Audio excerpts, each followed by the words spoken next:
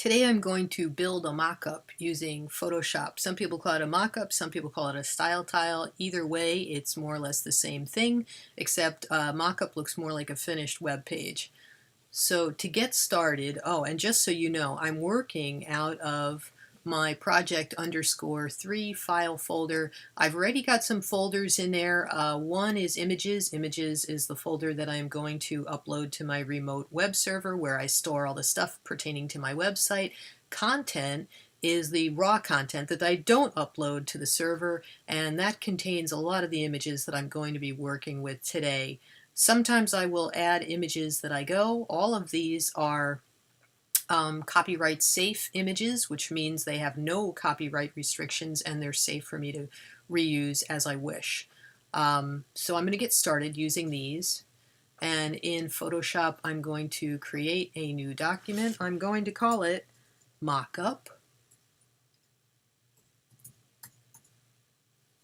You would add an underscore and your name if you were doing this for class. I'm going to set the width to 1280, the height to 720, and I'm going to make sure the resolution, if I choose web, which is what I did before, if I choose web, it's going to automatically put me into RGB color mode, which is exactly what I want. It's also going to put my PPI, my pixels per inch, at 72, which is what I want, 72 pixels per inch, because this is something that I'm producing for the web, and ultimately when I save this as either a JPEG or a PNG image, I can slice it up and actually use the elements in my web page.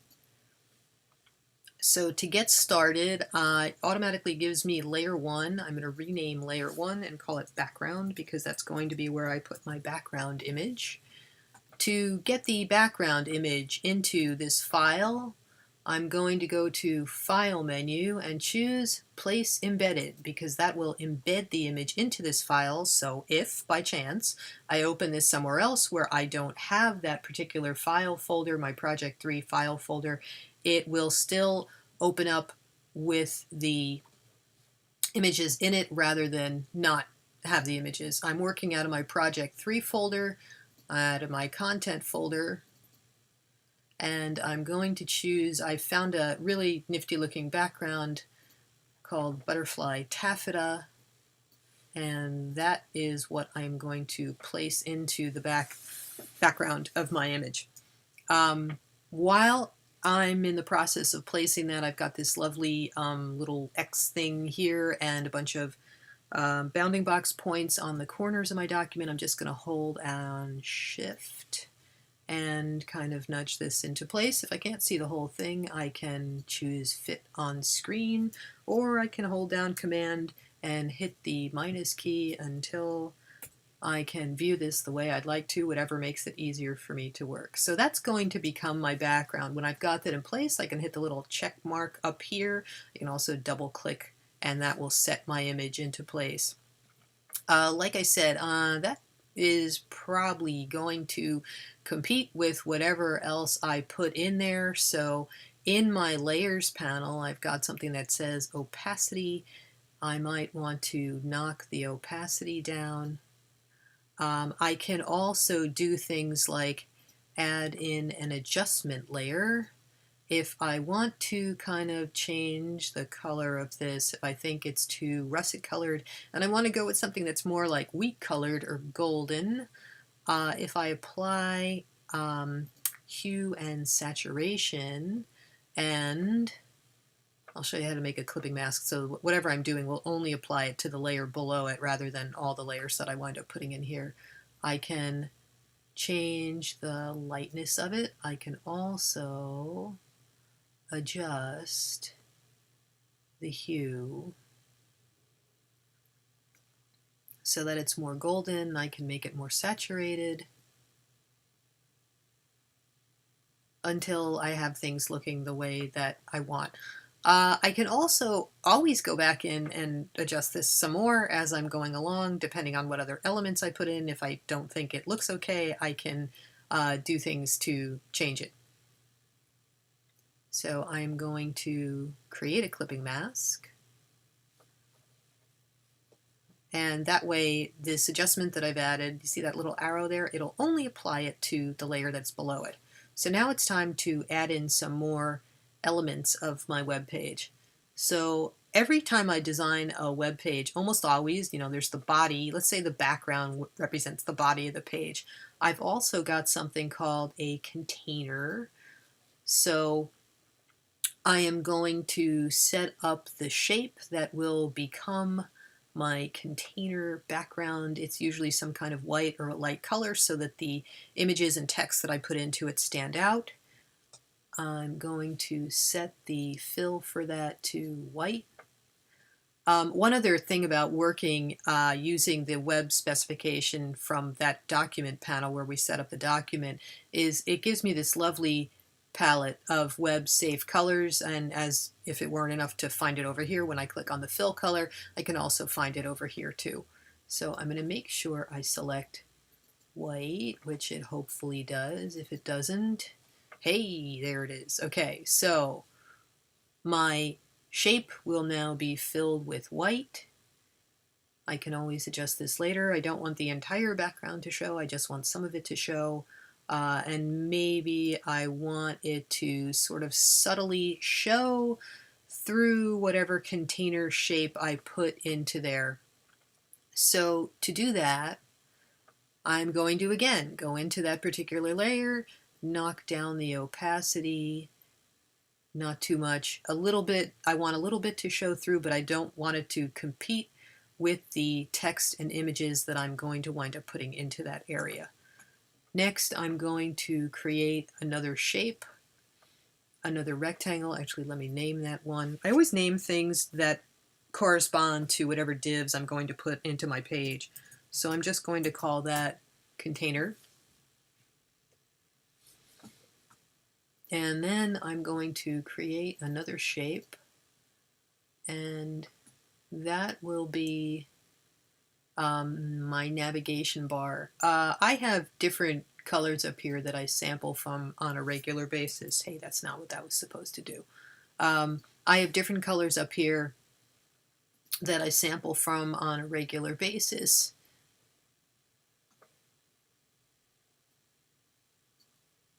Okay, now that's deselected. So I can also work from here too. So now when I grab my rectangle tool and draw myself in a rectangle, that will essentially become my navigation bar, which didn't fill it with the color that I wanted. If it doesn't, I can always go in and sample and choose the colors from any variety of color palettes, including the little color chips here. So I'm set to go with that. I know I'm also going to need something to put in the header area there. First I'm going to name this, and I'm just going to call it navbar so that I remember what that is. Next, I think it's time to place in what's going to be the background for my header bar, and it's another image. So this is sort of like putting a collage together. I'm just sort of layering everything one on top of the next. So I'm going to do that the same way I did the background image. I'm going to choose Place Embedded, and I'm going to go to Wheat Texture and set that up the way I want.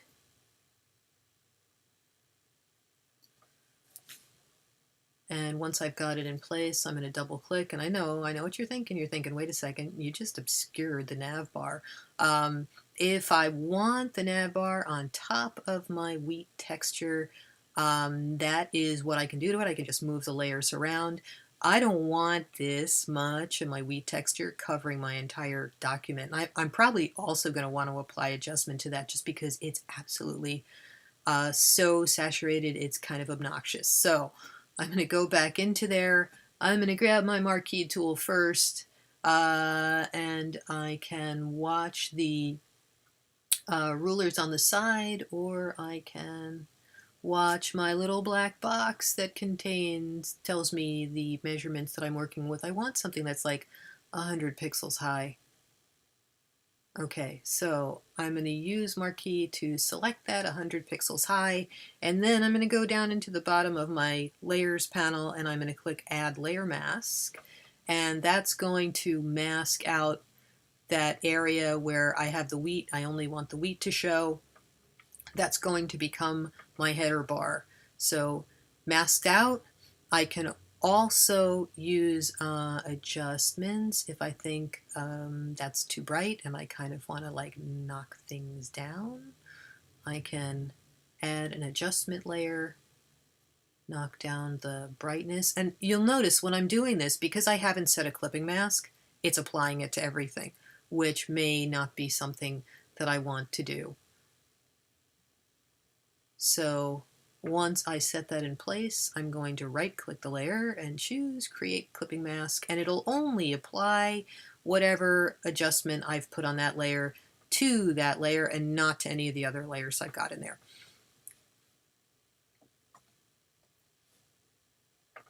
Looking at that layer, I think I want to put something that looks like a drop shadow below it, so it sort of stands out from what's below it.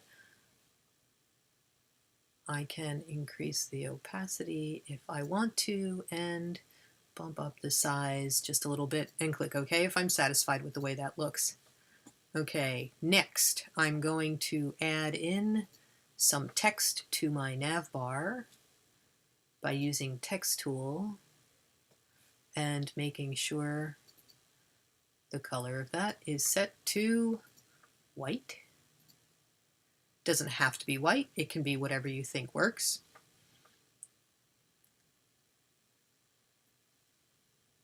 I will move that into place as I choose to. I'm just going to write in the word link for now because I'm not sure what I'm going to put in there. I'm also going to select all and reduce the point size to something that is a little bit more visible. 16 point, and I'm going to change the font from whatever that is to something a little more boring. Okay, so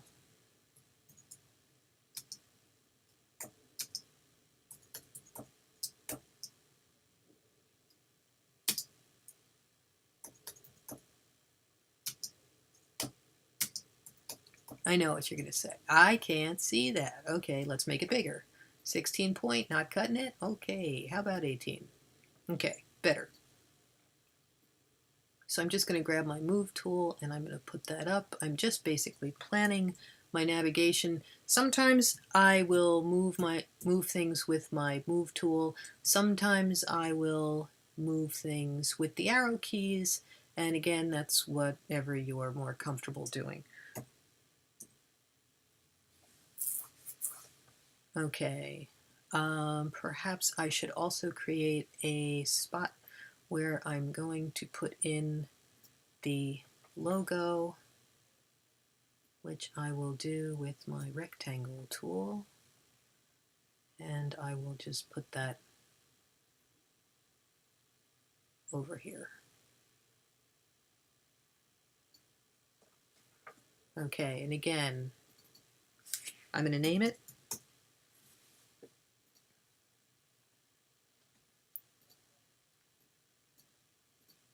Knock the opacity down a little bit, but not too much.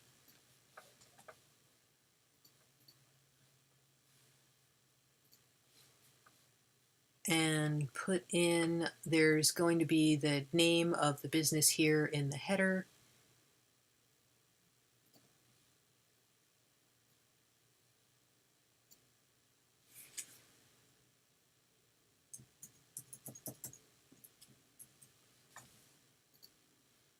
And again, this is probably not the font I'm going to use. I just want to put something in there to act as a placeholder so that when I finally have all my information,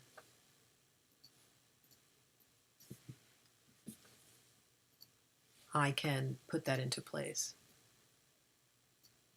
If I decide that I think my navigation would look better if it was lined up with my header, if that's where I'm going to put text, I can always grab a guide from the left side and working in my navigation links layer,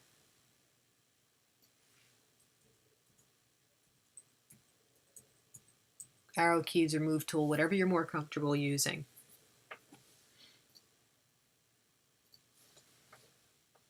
So now I'm ready to add in some content. So I'm going to put in a image up here that's going to be representative of 3 columns with photos. I'm going to do the same thing that I did to put the images into the background and into the header. Place embedded. And I've got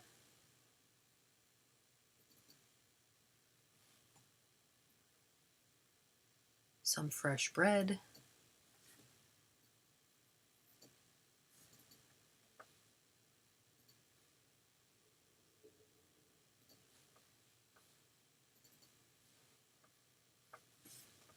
Wow, that's huge.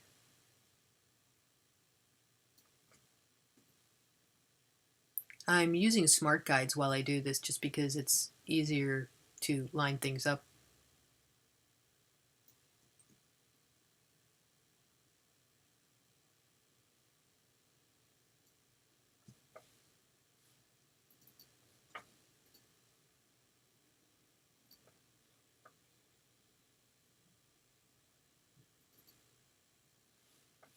And my last bread image.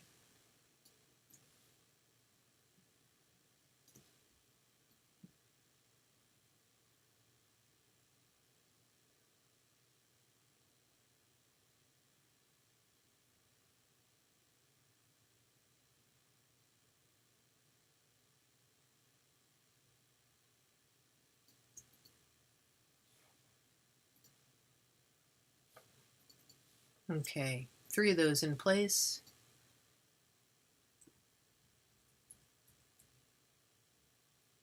I'm just organizing the space between them. To put in areas for text, I can put in, can I put in filler text? Might not be able to. Let's find out. So normally, if I'm putting in text that's going to be filler text, that's really going to be indicative of what is in, what's going to go into these spaces. Again, I'm using the smart guides just because it's easy. I'm going to reduce down to 18 point. Hey, paste lorem ipsum, good. Okay, so now I've got filler text, which if I want to, if I'm not happy with it being, it's flush left, yeah, that's great. If I'm not happy with the jagged stuff over on the right-hand side, if you take a look at a magazine or a newspaper, you'll notice that columns do not have jagged edges over on the right-hand side. The text is what's called justified. So to straighten that out, I need to open up my paragraph panel, and here you've got basic text alignment tools, align left, align center, align right, and over here you've got the justification alignment tools. So if I want to justify with the last line, align left, that is how that is done. So I'm just going to grab my move tool now. It really doesn't matter like what's in this. I don't know, maybe I go back into it. Yeah, hey, let's do that. If I go back into this, if I think the spacing is too much between those lines, I can open up my character panel, and the leading between these lines is controlled here. So if I think 36 point leading is too much, I can try 30.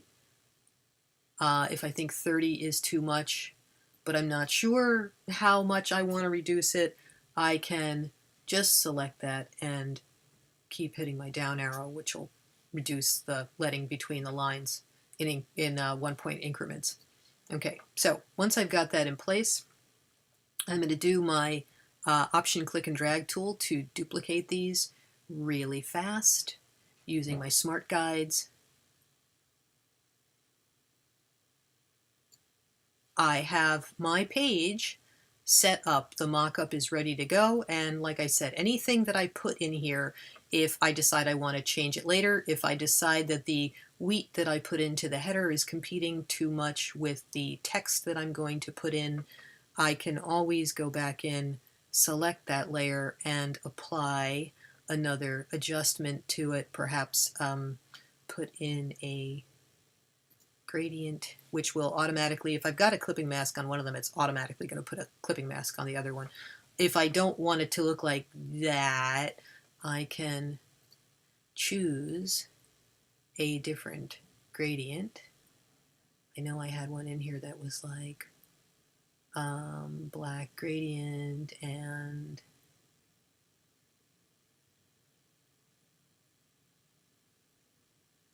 transparent fill. If I don't see what I'm looking for, I can add in, let's try photographic toning. And I'll append it because I don't want to get rid of what's in there. Ew. Might not have been what I wanted. That one might work. Let's try. Okay, so if that's doing too much of whatever I put into there, I can always go in by clicking on the Layer Styles panel. I can adjust the opacity and just make it so that it's not competing as much with the text that I've put in there. And there is your basic mock-up of a web page.